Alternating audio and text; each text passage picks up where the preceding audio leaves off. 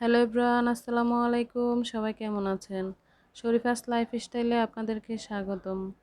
আজকে আমি আপনাদের সাথে একটি রেসিপি শেয়ার করতে যাচ্ছি। তো এখানে প্রথমে কিছু সিম নিয়েছি। এই সিমটাকে আমরা সবাই মৌসিম নামেই চিনি।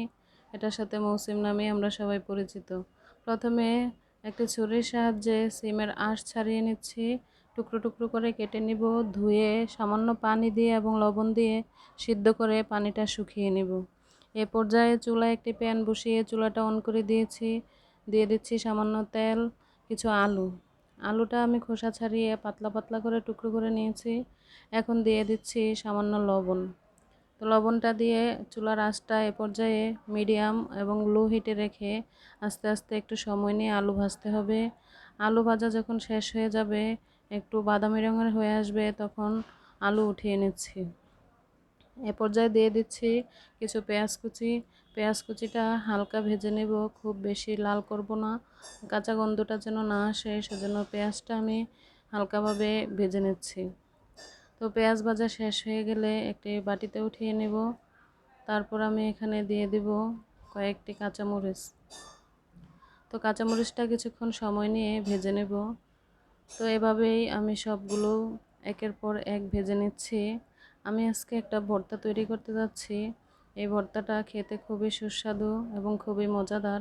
তো সিমের ভর্তায় সাধারণত কেউ আলু দেয় না, আমি আজকে আলু দিয়েছি। কারণ হচ্ছে সিমের ভর্তা যখন 2-3 ঘন্টা হয়ে যায় বা 2-1 ঘন্টা পরে ভর্তাটা একটু শক্ত হয়ে যায়, এজন্য আমি এটার সাথে আলু অ্যাড করে দিচ্ছি, ভর্তাটা যেন শক্ত না হয়।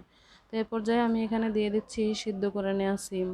তো সিদ্ধ সিমটা যদি আমি সরাসরি ভর্তা করি, একটু পানসে পানসে ভাব আসে, সেজন্য আমি সিমটা একটু ভেজে নিব।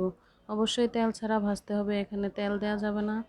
এখানে প্যানে কোনো তেল ছিল না, এভাবেই আমি উল্টে এপাশ ওপাশ করে খুব বেশিও ভাজিনি, আবার একদম হালকাও ভাজিনি, পানসে ভাবটা যেন চলে যায়, এভাবে ভেজেছি। তো সিম ভাজা শেষ হয়ে গেলে আমি এবার চলে যাব আমার মূল কার্যক্রমে। মূল কার্যক্রমটা প্রথম থেকে শুরু করছি। প্রথমে আমি এখানে মরিচ দিয়েছি এবং লবণ দিয়েছি। লবণ আর মরিচ একসাথে ভালো করে মিশিয়ে নিব, বেটে মিশিয়ে নিব।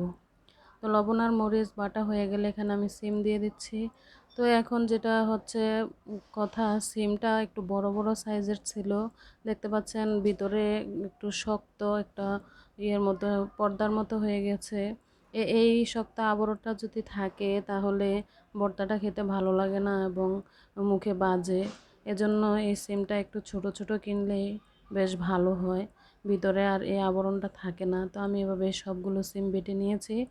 সিমগুলো যেহেতু একটু বড় ছিল, সবগুলো আবরণ ফেলে দিয়েছি। তো এ পর্যায়ে আমি এখানে দিয়ে দিচ্ছি ভেজে নেওয়া আলু। ভেজে নেওয়া আলু বেটে নিব, আলুটা একবার বাটলেই হয়, সিমটা আমি 2বার বেটে নিয়েছি। তো এ পর্যায়ে আলু বাটা হয়ে গেলে এখানে আমি দিয়ে দিচ্ছি ভাজা পেঁয়াজ। তো ভাজা পেঁয়াজটাই আমার কাছে বেশি ভালো লাগে, কাঁচা পেঁয়াজটা আমি খুব বেশি একটা পছন্দ করি না। তাই আমি যে কোনো ভর্তায় ভাজা পেঁয়াজটাই একটু বেশি ব্যবহার করে থাকি। পেঁয়াজ দেওয়া হয়ে গেলে এখন দিয়ে দিচ্ছি সরিষার তেল। তো সরিষার তেল দেওয়া হয়ে গেলে আমি এটা মেখে একসাথে মিশিয়ে নেব। মনের মাধুরী মিশিয়ে তারপরে মেখে মিশিয়ে নিয়ে পরিবেশন করব। ভিডিওটি কেমন লেগেছে, ভালো লাগলে লাইক কমেন্ট শেয়ার করবেন, পরবর্তী ভিডিওর জন্য অপেক্ষা করবেন।